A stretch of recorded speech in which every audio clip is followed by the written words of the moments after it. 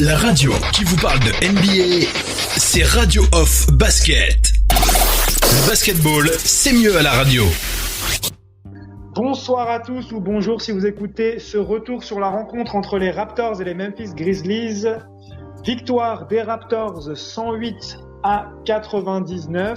Avec moi pour parler de cette rencontre, Patrick Bizindavi de Radio-Canada. Salut Patrick. Salut Mike, salut tout le monde. Et avec moi également, on a Alex. Alex qui va nous apporter son œil d'Alex sur la rencontre. Salut Alex. Salut à tous. Alors, comme on fait après chaque rencontre, avant d'aborder les points positifs et les points négatifs, juste une réaction à chaud sur ce match. Alex, tu peux commencer.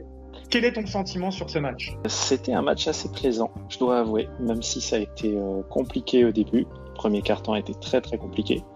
Le fait que Toronto puisse valider la deuxième place et en même temps que Memphis puisse valider sa place dans le play-in, en fait, c'était s'ils gagnaient ce soir, ils étaient assurés de terminer au moins 9e.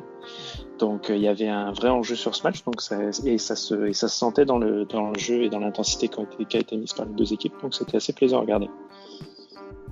Qu'est-ce que tu as pensé de la rencontre ? Oui, c'est exactement ça. C'était un bon match, surtout que on savait que les Raptors devraient rebondir après la défaite plutôt contre Boston. Donc ils ont dû faire, même si le premier quart-temps était un peu dur pour eux, mais non seulement ils ont rebondi, ils ont gagné et puis ils ont assuré la deuxième place. Donc ça c'est très positif pour l'équipe. Parfait, merci Patrick. On va tout de suite passer à notre analyse habituelle où on se prend pas vraiment la tête à aller très loin. On va faire les points positifs, les points négatifs. Et moi, je vais essayer un peu s'il y a des choses que je vois en plus d'ajouter un petit peu ou donner des stats, des choses comme ça. Alex, est-ce que tu veux commencer ? Quels sont pour toi les points positifs sur cette rencontre ? L'aspect défensif, notamment sur le quatrième quart-temps, la fin du match où les Grizzlies revenaient vraiment fort et ils faisaient vraiment le push pour essayer d'accrocher l'overtime. C'est la défense en fait qui a sauvé Toronto et notamment Fred VanVleet qui est extrêmement sous-estimé sur son impact défensif. C'est d'une violence absolue. Donc je pense que c'est vraiment la chose à retenir ce soir, c'est que même si le match est difficile, Toronto a cette faculté de se dire ok, ça rentre pas, on va faire en sorte que là-bas aussi ce soit le plus compliqué possible et d'essayer d'avoir les possibilités en contre-attaque pour se remettre en rythme. Oui, et Fred VanVleet qui en est à sa deuxième interception victorieuse. On s'en rappelle dans le match face au Heat. Dans le match face au Heat, c'est lui qui vole la balle à Jimmy Butler sur la passe, sur l'entry pass comme on dit. Et c'est vrai que je suis totalement d'accord avec toi. Le travail défensif de Fred VanVleet n'est pas assez souvent mis en avant. Et le travail défensif de Fred VanVleet quand il se retrouve en mismatch surtout, parce qu'encore une fois, il est face à Tolliver et Tolliver qui a le malheur de baisser sa balle 3 secondes. Et VanVleet avec ses mains rapides qui lui piquent la balle pour sceller le sort du match. Je suis tout à fait d'accord avec toi. VanVleet, il termine à 4 interceptions, 2 contre. Il termine à 2 contre ? Apparemment. 2 contre. Je pense que c'est sur les step-out, sur les tirs à 3 points. On n'a pas dû le voir. Je pense qu'il doit les toucher. Mais... oui, exact. Impressionnant. Pour donner la stat, la ligne de stat finale de VanVleet, il finit avec 14 points.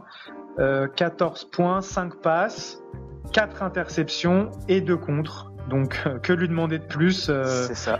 En tout cas, définitivement, c'était impressionnant. Il a moins shooté à 3 points. Aujourd'hui, il est qu'à 1 sur 3. Mais, après, il n'a pas pris énormément de shoot non plus. C'était pas vraiment le jeu. C'est vrai qu'avec l'absence de Jaren Jackson Jr., il fallait jouer beaucoup à l'intérieur. Donc, effectivement, le jeu offensif de VanVleet n'était pas forcément la priorité pour l'équipe. Ouais, et on va revenir sur les points dans la raquette. Au final, on n'a pas forcément marqué beaucoup. On est à 32 points contre 42 pour les Grizzlies. 16 sur 26 à l'intérieur. Ça n'a pas beaucoup scoré à l'intérieur finalement. Parce que c'est vrai que les paniers de Ibaka ou Gasol étaient plus à mi-distance. Patrick, je te passe la parole. Quels sont les points positifs pour toi sur cette rencontre ? Le premier point, c'est d'abord la victoire. Ils ont assuré. Donc là, il fallait qu'ils le fassent. Deuxième, c'est la performance de Pascal quand même. Après un match très très difficile contre Boston. Là, il met 26 points. Et puis un énorme quatrième quart-temps pour lui. Il a su assurer les 2 tirs à 3 points vers la fin. Et puis aussi, on a vu la défense qui est revenue. Ils ont su quand même fermer l'intérieur. Ils ont, même si des fois il y avait des tirs à 3 points réussis, c'était des tirs plus ou moins contestés. Donc là, on a vu l'équipe des Raptors qu'on a l'habitude de voir. Et puis ils ont quand même aussi réussi à avoir JB avec 0 points. C'est quand même pas mal.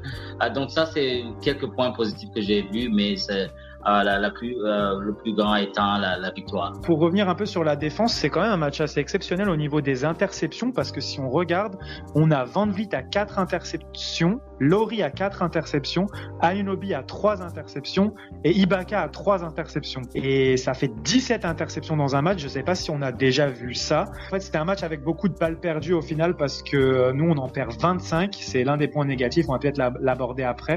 Mais les Grizzlies en perdent 22 et on a 14 interceptions à 17. C'était un peu foufou par moment. Qu'ajouter de plus? Est-ce que tu vois un truc à ajouter sur les points positifs, Alex? Non, après il y a toujours le banc qui est pour moi extrêmement important toujours.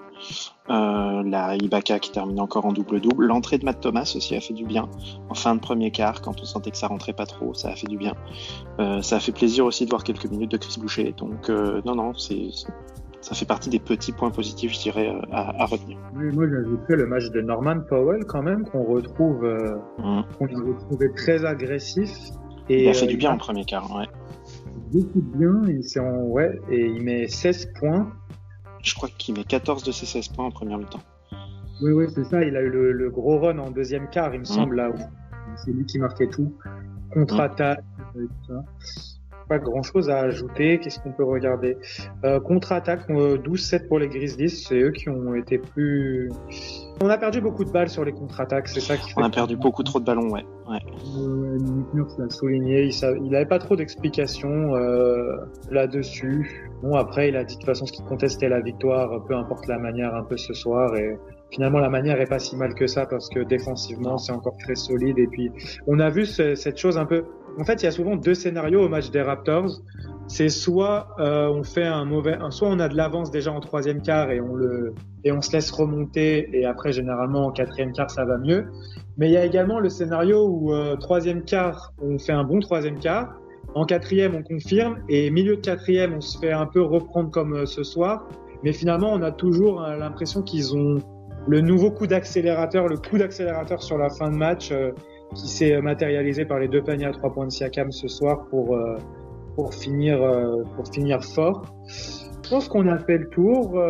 On va juste regarder un peu les pourcentages au tir. Memphis est limité à 37 sur 91, 40%. Et on est à peu près toujours pareil dans la défense du tir à 3 points. On est toujours à peu près, l'adversaire est toujours autour des 30%. Ce soir, c'est 14 sur 42 pour les Grizzlies. C'était assez similaire face au Magic, je crois, ou face au Heat. Je me rappelle que les Lakers avaient shooté à 10 sur 41, donc c'est toujours à peu près pareil. Ça reste constant. Toujours cette sensation que on laisse beaucoup de tirs à 3 points ouverts, mais au final, nos joueurs sont toujours en train de bouger dans tous les sens pour un peu gêner les tireurs. Côté Grizzlies, on a Grayson Allen qui fait un 4 sur 10. Grayson Allen qui a fait un excellent match, il finit avec 20 points. Et moi, il m'a vraiment impressionné. Je sais pas quel est ton avis, Patrick, par exemple, sur Grayson Allen. Oh oui, c'était vraiment... moi, je m'attendais beaucoup plus à Ja Morant, mais les autres ont vraiment assuré que ce soit au tir à 3 points. Memphis, quand même, qui, comme l'a dit Alex, devait absolument gagner ce soir. Donc, c'est une belle performance. Malheureusement, ils n'ont pas pu gagner comme ils le voulaient. Il faut dire que c'est aussi une équipe assez jeune. Donc, on ne s'attend pas à ce qu'ils assurent tous les soirs, mais quand même, c'est une belle performance. Oui, tout à fait. Qu'est-ce que tu as pensé, toi, un peu quels sont les joueurs qui t'ont marqué de côté Memphis? On peut parler des adversaires aussi. Moi, je dois avouer que je garde une grande affection pour JV, donc le voir à 0 points, il y a le petit pincement au cœur, même s'il porte un autre maillot. Mais ça fait plaisir de le voir bien intégré dans cette équipe des Grizzlies, à qui je souhaite le meilleur, parce que elle est vraiment une kiffante à regarder.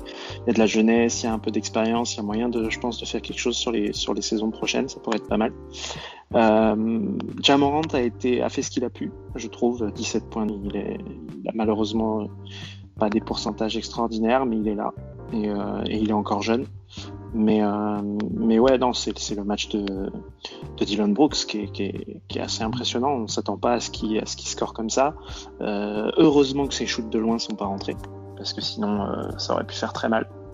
Ouais, Dillon Brooks qui finit à 25 points, mais ça lui a pris quand même 26 tirs pour mettre ses 25 points, donc on peut relativiser un petit peu sa performance. C'est ça. Mais comme le disait Tommy de Memphis FR dans le live, en fait, il a ces petits flotteurs là en pénétration qui maîtrise à la perfection. Mais c'est vrai que comme tu le dis, il a été maladroit de loin et heureusement. Sinon, il aurait fait un match monstrueux. Ok, parfait. On va passer au point négatif très rapidement. Quelles sont les choses qui t'ont un peu dérangé, Patrick, ce soir? Qu'est-ce qu'on doit corriger? C'est le premier quart-temps. J'étais un peu inquiet. Je me disais, est-ce qu'ils vont refaire la même chose qu'ils ont fait face à Boston? Ils le terminent à -5, donc 25-20.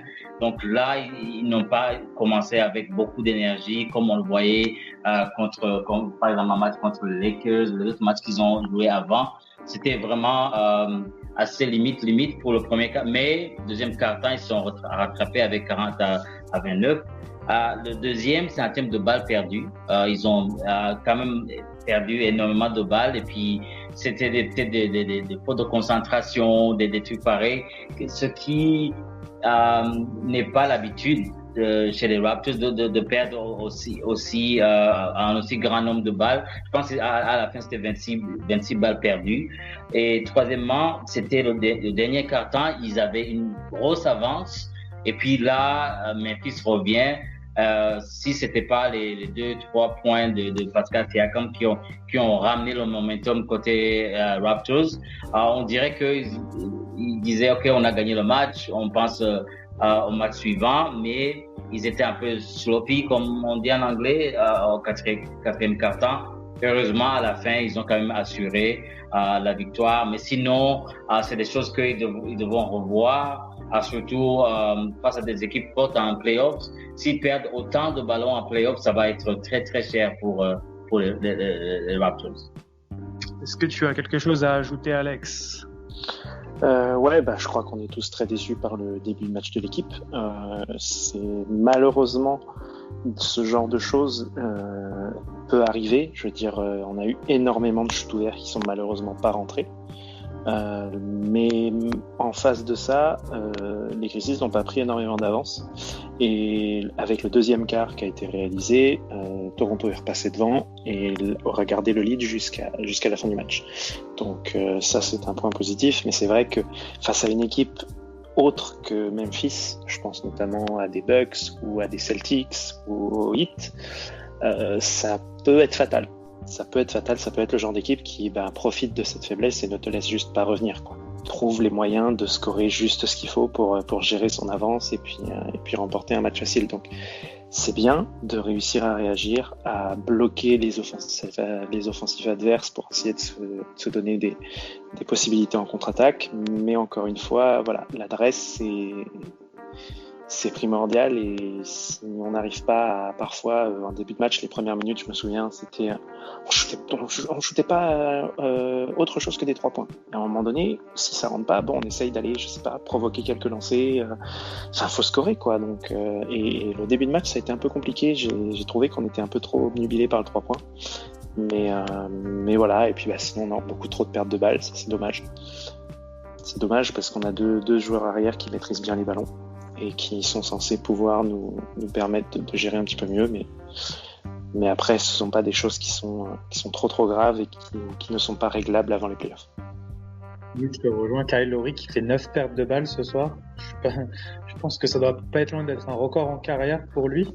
Malgré tout, il fait pas un mauvais match, il est à 15 points, il a mis des tirs quand il fallait, il fait 8 passes, prend 7 rebonds, il a 4 sur 12 au tir, 2 sur 9 de loin, mais on n'avait pas forcément besoin de lui plus que ça au scoring au final, mais dans la gestion, c'est vrai que ces 9 pertes de balles, ça fait vraiment tâche.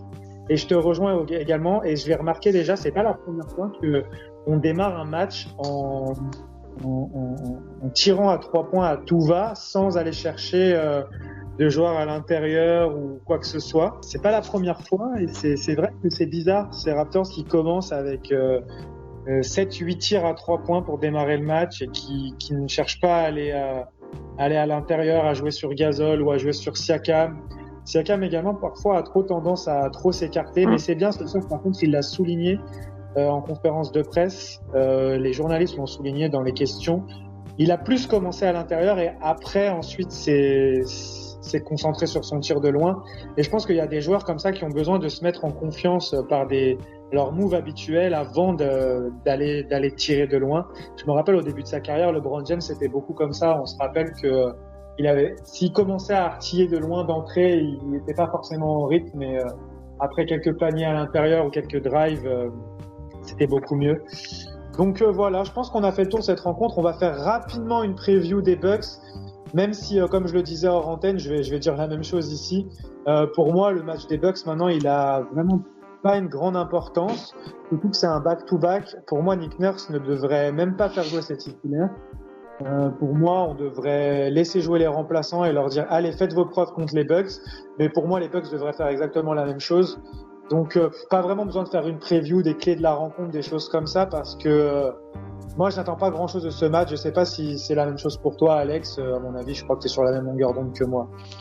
Ah non, complètement. Il n'y a juste aucun intérêt, surtout qu'on est déjà en back-to-back. Donc déjà pour ça, c'est une première raison de mettre quelques joueurs au repos ou au moins de limiter les minutes. Alors là, en plus que tu viens de valider la 2e place, que tu sais très bien qu'il n'y a plus rien à aller chercher. Bon... il y a moyen de reposer un peu tout le monde. Patrick, est-ce que tu attends c'est exactement la même chose parce que ça, côté classement, c'est déjà fait. Et puis, côté défense ou attaque système, ils ne vont rien dévoiler de ce qu'ils vont faire en playoffs. Donc, ce sera une occasion de peut-être de reposer des gens ou bien de tenter des choses qu'il n'a jamais tentées. Donc, on sait qu'il a plusieurs trucs dans ses poches, Nick Nurse, mais un match sans intérêt carrément. Je pense qu'on devrait avoir beaucoup, surtout les titulaires, d'avoir repos, ou bien les faire jouer juste le premier quart-temps et puis le reste de la partie, ils vont juste se reposer. Sans compter que par rapport à nos adversaires directs, je pense notamment à Philadelphie ou à Miami, on n'est pas trop touché par les blessures pour l'instant, mais on a vu Van Vliet lors d'un match sortir et rentrer directement au vestiaire. Là, Norman Powell, à un moment donné, a pris un mauvais coup de Ja Morant, je crois, au niveau du genou. Donc, il n'y a vraiment aucun intérêt à prendre un risque de se blesser. Ouais, on est tous d'accord là-dessus. On va pas aller plus loin, il n'y a pas besoin de faire plus de preview sur cette rencontre-là. On va regarder avec attention demain pour voir ce que ça donne, voir ce que Nick Nurse nous réserve. Voilà, je pense qu'il n'y a pas plus à dire. Merci les gars d'avoir participé et on se retrouve pour un prochain Dino Talk. Bonne soirée, bonne nuit et let's go Raptors! Let's go Raptors! Let's go! Lowry for 3. Bang! Oh, it did not. It's over! It's over, ladies and gentlemen!